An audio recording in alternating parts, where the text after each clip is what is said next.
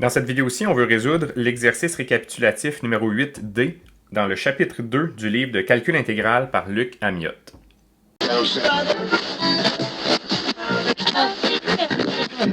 On souhaite donc évaluer l'intégrale de 1 sur x fois la racine carrée de 1 moins 9 ln de x au carré dx.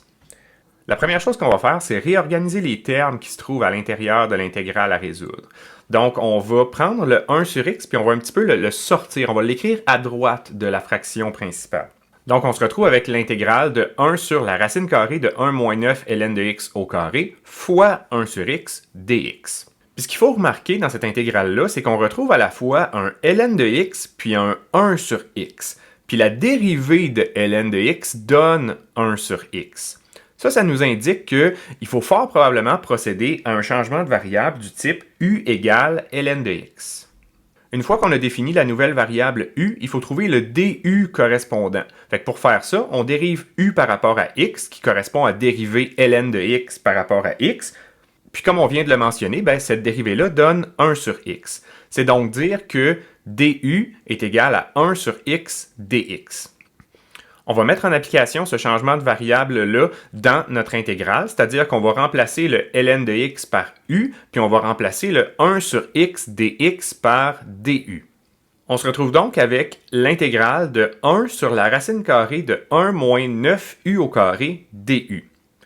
On va prendre le terme 9u au carré, puis on va le réécrire sous la forme 3u tout ça au carré. Cette nouvelle intégrale-là ne correspond pas à une des formules d'intégrale de base qu'on retrouve dans le tableau de la page 66. Il faut donc continuer à la développer avec comme objectif d'arriver à une de ces formulations-là. On va procéder à un deuxième changement de variable qui va être de définir une nouvelle variable v qui est égale à 3u. Comme tout à l'heure, une fois qu'on a défini la nouvelle variable v, il faut trouver le dv correspondant. On va donc dériver 3u par rapport à u, ce qui donne 3. Et donc, dv est égal à 3 du. On met en application ce changement de variable-là dans l'intégrale précédente, c'est-à-dire que notre 3u va devenir v et notre du va devenir 1 tiers fois dv. Parce que comme on le voit ici, on a que dv est égal à 3 du, donc du est égal à dv sur 3, ou encore 1 tiers fois dv. On a donc l'intégrale de 1 sur la racine carrée de 1 moins v carré multiplié par 1 tiers dv. Le 1 tiers, c'est une constante, on peut l'amener devant l'intégrale. L'intégrale de 1 sur la racine carrée de 1 moins v au carré dv, ça correspond à la formule d'intégration de base numéro 17 qu'on retrouve dans le tableau à la page 66 du manuel. On a donc que l'intégrale qu'on est en train d'évaluer va donner 1 tiers multiplié par arcsin de v plus une constante. La multiplication par 1 tiers, on va seulement l'appliquer au arcsin puisque 1 tiers fois une constante quelconque va toujours donner une constante quelconque.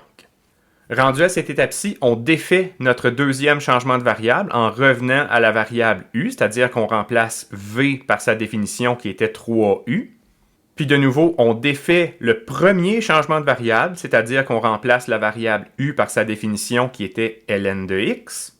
Et donc là, on est revenu avec une expression qui dépend de notre variable initiale x, et ça nous amène à la conclusion que l'intégrale qu'on souhaitait évaluer au départ, ça donne 1 tiers arcsin de 3 ln de x plus c.